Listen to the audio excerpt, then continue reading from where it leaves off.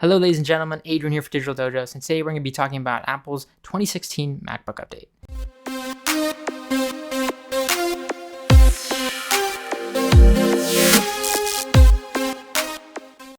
So the MacBook is long from the days of the plastic white or black, I should say, MacBooks, and then the unibody MacBooks. It's seen a lot of changes over the years, and it holds a very special place for me because this is the first Mac I ever owned, was the MacBook line.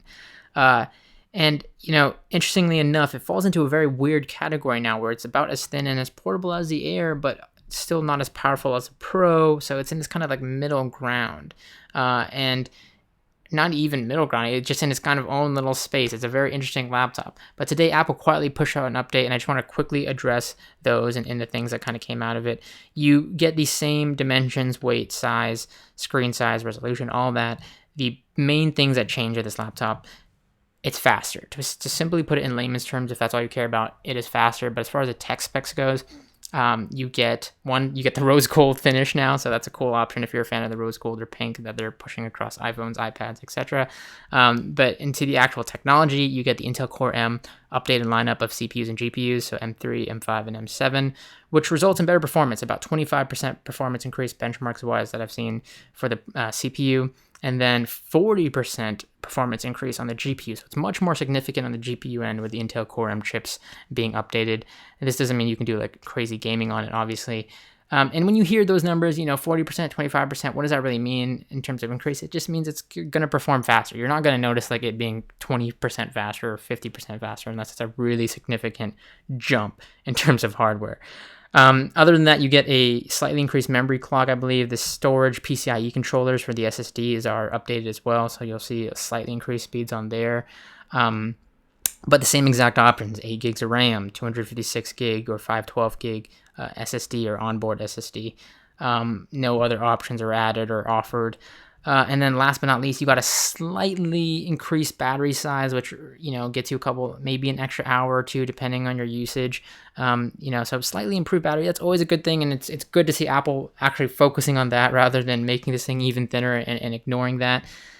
But the thing they did ignore, and this gets me to my thoughts and opinions on this, at a 1300 entry point for this laptop, 1600 depending on the configuration, it's nice. You have a speed bump, you have the speed increase. So if you're already in the market for a MacBook, you're thinking about picking one of these up for school, for your kid, mom, dad, whoever, it's better, there's no better time than now to buy it because the refresh cycle has literally just reset itself. So yeah, there's no better time than now to buy it if you're already going to do that, if you know what you're getting into.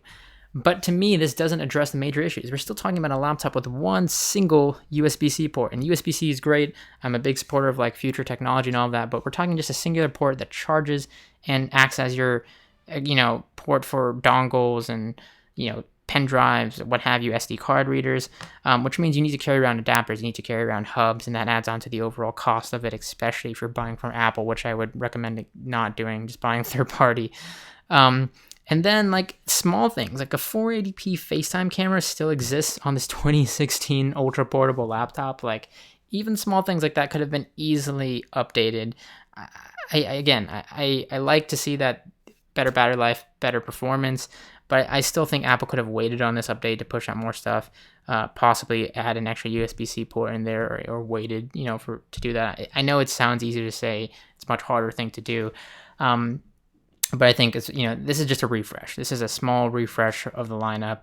And if you are already in the market for it, you know what you're getting out of this ultra portable laptop, then go for it. Your other option would be, of course, the MacBook Air if you're still looking in the Mac space of things. But that's also due for a possible refresh, so I'd wait out on that. And other than that, if you want power, you got to go with obviously the MacBook Pro. Windows and HP has a great laptop that's out in kind of the same space. But again, if you're interested in the Mac lineup, then this is kind of your only option right now.